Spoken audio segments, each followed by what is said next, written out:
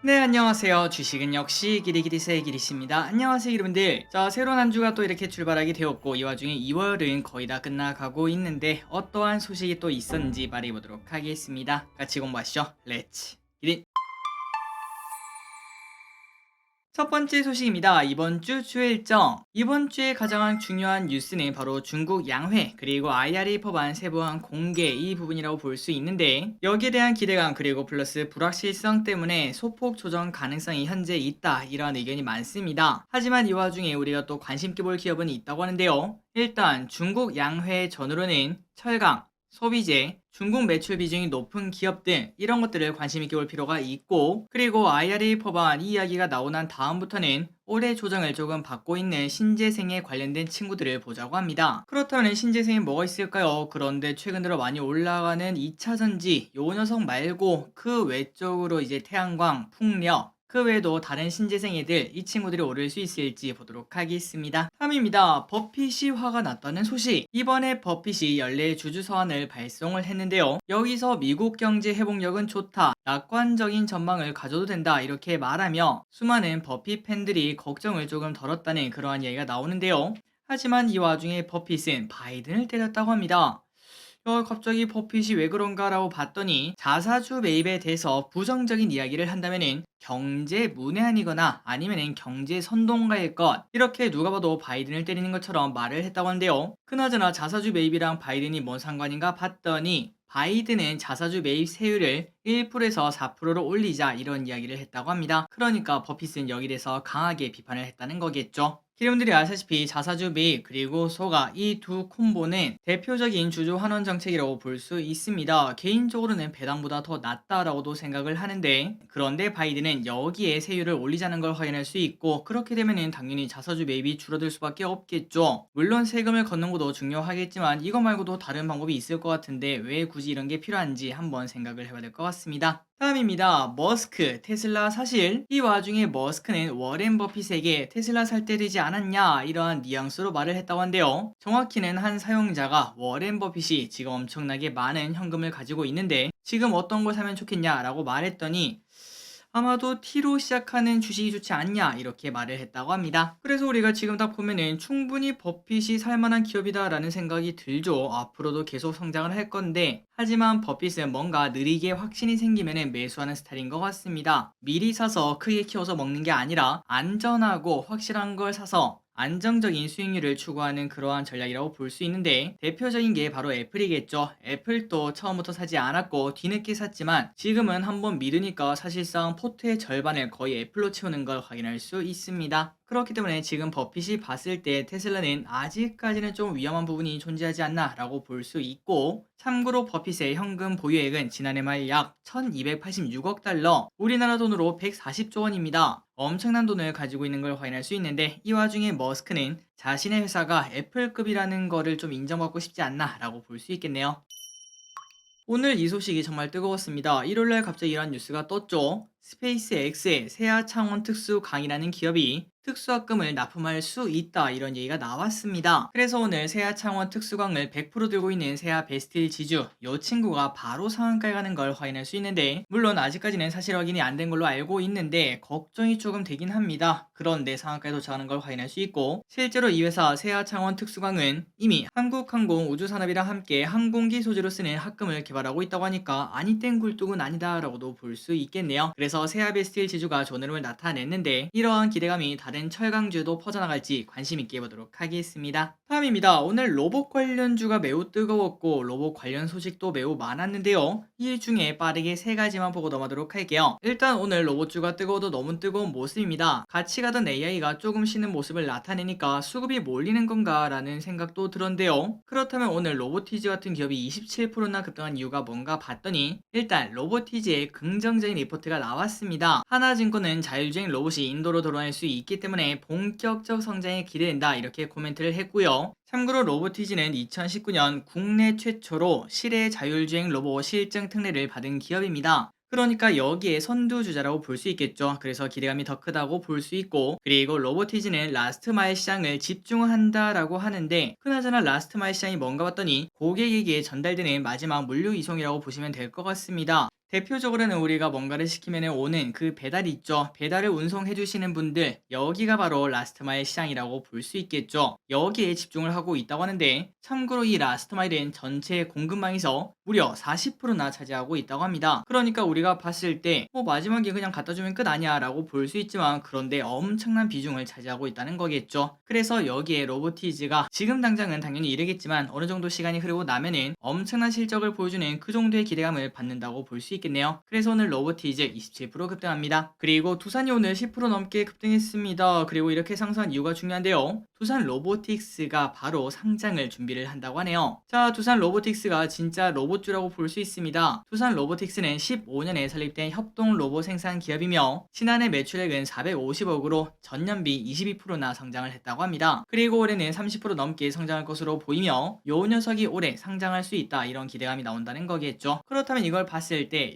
올해 따상급도 온다라는 생각을 해볼 수 있고, 지금 레인보우 로보틱스 매출이 150억 정도인데 시총이 2조에 육박합니다. 그런데 두산 로보틱스를 91%나 들고 있는 두산 같은 경우에 시가총액이 1조가 조금 넘으니까 이거는 뭔가 말이 안 된다고 볼 수 있겠죠. 두산 재평가 가능성이 분명 생길 것 같습니다. 한번 공부해 보시기 바랍니다. 그리고 마지막입니다. 마지막 로봇 소식을 보도록 할게요. 여러분들은 아마 알고 계실 거라고 생각합니다. 저 기리스는 진짜 로봇을 좋아하죠. 그래서 오늘 또 기분 좋은 하루가 되었는데요. 열심히 공부한 보람을 최근 들어 많이 느끼고 있습니다. 여튼 마지막 소식은 올해 로봇이 진짜로 개화한다, 이러한 뷰가 많아지고 있습니다. 삼성전자는 올해를 로봇 사업 본격화의 원년으로 삼고 첫 로봇 제품을 출시할 계획이며 일단은 헬스케어에 초점을 맞출 것으로 보인다고 합니다. 그리고 현대차 그룹도 헬스케어에 타깃을 맞추고 있으며, 그리고 또 현대차 하면은 운송, 자동차 아니겠습니까? 그러한 기술을 바탕으로 배송 로봇도 추진하고 있다고 합니다. 그리고 마지막으로 LG전자는 이미 당연히 진심인 걸 확인할 수 있고 한 발 앞서 있다는 평가까지 받고 있다고 하니까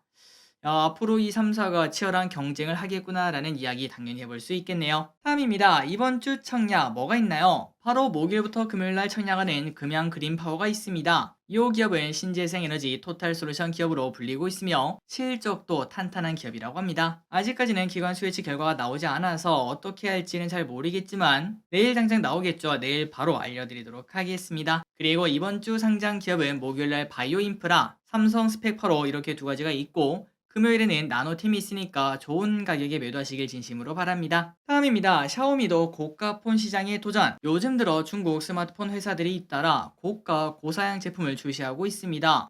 뭐야, 중국은 저가 시장을 항상 노리는 거 아닌가? 라는 생각을 해서 한번 그 이유를 찾아보니까 바로 정체 상태인 중국 시장을 넘어서 해외 시장을 노리기 위해서 이렇게 고가 고사양 제품을 꺼내고 있다고 합니다. 그런데 우리가 지금 생각해도 샤오미를 비싼 가격에 주고 살 이유는 없을 것 같죠? 브랜드 이미지라는 게 있어서 쉽지 않을 것 같은데, 하지만 요 친구들 이렇게 안 할 수가 없는 상태라고 합니다. 지금 중국 스마트폰 출하량은 1년에 무려 2.8억대로 진짜 대단하다라는 생각을 해볼 수 있지만, 그런데 이게 떨어진 수치로 원래는 3억대가 넘었다고 합니다. 1년 전보다 13%나 줄었다고 하니까 중국 스마트폰 출하량이 매우 줄어든 걸 확인할 수 있고, 그러니까 다른 곳 세계로 눈을 돌릴 수밖에 없다는 거겠죠. 그래서 일단 샤오미는 고가 브랜드에 도전을 하고 있으며 샤오미 13 프로를 출시를 했고 가격이 무려 180만 원이라 한다고 하는데, 실제로 팔릴지 삼성과 애플 이 두 개 사이를 비집고 들어갈 수 있을지 보도록 하겠습니다.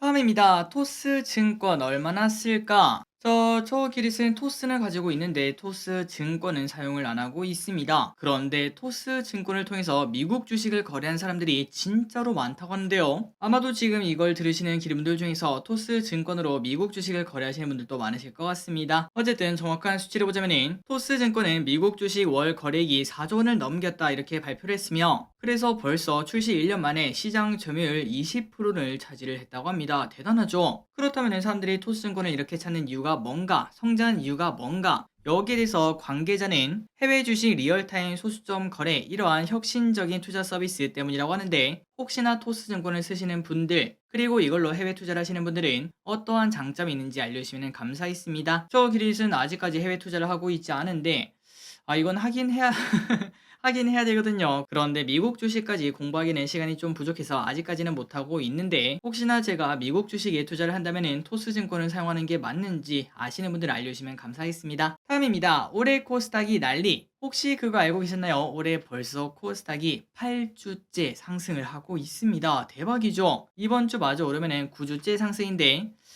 근데 이제 조금은 조정받지 않을까? 여기 뭐 61선이네요. 61선까지는 떨어졌다가 다시 가지 않을까라는 생각을 해볼 수 있는 그런 소식이라고 볼 수 있습니다. 그리고 이렇게 증시가 좋다 보니까 코스닥 10평지의 덩치가 무려 30%나 급증했다고 하는데요. 그러니까 우리가 그냥 작년 말에 코스닥 1등부터 10등까지 매수를 했다면 거의 30%의 수익률을 낼 수 있었다는 소리입니다. 벌크업 확실하게 했네요. 그렇다면 뭐 때문에 이렇게 올랐나 봤더니 그럴 수밖에 없네요. 10등 안에는 에코프로비엠, LNF, 에코프로 이러한 2차전지 대장주가 포함되어 있었고, 에코프로비엠은 무려 9조에서 15조로 상승, 에코프로는 2.7조에서 6.1조로 2배 넘게 상승을 했으니까 진짜 대박이다 라는 이야기가 한 번 더 나오는 것 같습니다. 앞으로도 기름들의 투자가 이렇게 상승하는 코스닥의 흐름을 타고 계속 쭉쭉쭉 상장하시길 바랍니다. 다음입니다. 네이버 하이버클로바 X 출시. 지금 우리가 쓰는 챗 GPT보다 똑똑한 인공지능인 하이퍼클로바 X를 7월달에 출시하겠다고 네이버가 밝혔습니다. 그런데 우리는 어차피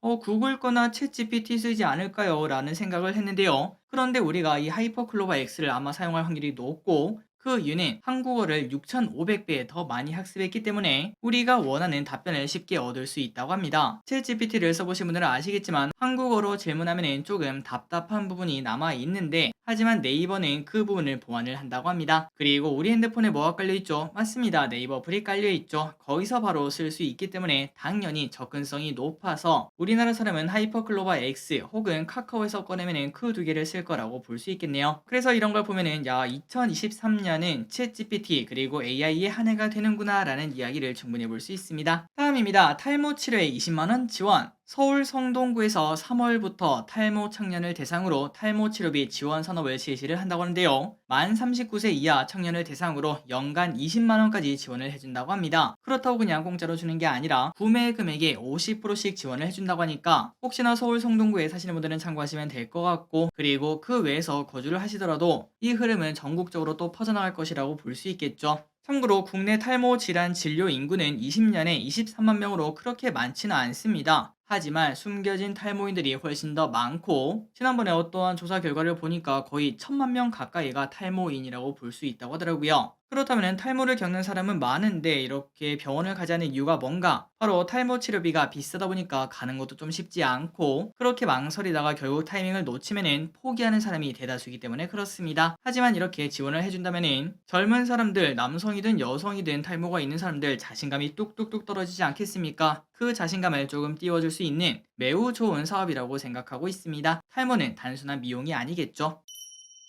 마지막으로 BH라는 기업을 보고 끝내보도록 하겠습니다. 최근 들어 기대되는 주식이 하나 있습니다. 바로 FPCB를 만드는 기업인 BH인데요. 마침 유한타증권도 목표가 3.8만원을 제시하며 긍정적인 전망을 제시를 했습니다. 일단 FPCB가 뭔가? 바로 플렉시블 PCB를 말합니다. 휘어지는 PCB겠죠. 그래서 결국 어느 곳에나 특히 휘어지는 제품에 들어갈 수 있기 때문에 여기저기서 많이 사용된다고 볼 수 있고, 대표적인 아이폰 관련주로 꼽히는 기업입니다. 하지만 최근 들어 아이폰이 조금 판매량이 저조하지 않았겠습니까? 중국에서 봉쇄를 하니 많이 이런 얘기가 나오면서 작년부터 지금까지 조금 힘든 시간을 보내고 있는데, 그래서 덩달아 BH의 주가는 이렇게 떨어진 걸 확인할 수 있었습니다. 그런데 우리가 지금 생각을 해보면은 애플이 망하겠어 라는 생각이 들죠. 그리고 작년에 못 판 만큼 올해 또 더 많이 팔 것이라고 볼 수 있어서 여기에 대한 기대감 분명 나올 수 있고, 그리고 자회사 BH, EVS 등 자동차 전장 부분의 매출이 반영이 되어서 실적도 그렇게 나쁘지 않을 거다, 이러한 전망이 나온다고 합니다. 자, 여러분들 BH 한번 공부해보시고, 그리고 앞으로 애플도 폴더블에 뛰어들면은 여기에 대한 기대감도 분명 남아있다고 볼 수 있겠죠. 꼭 한번 공부해보시기 바랍니다. 자, 오늘의 공부 여기까지 끝났습니다. 항상 이렇게 같이 공부해서 진심으로 감사합니다. 지금까지 기리셨습니다. 빠이요.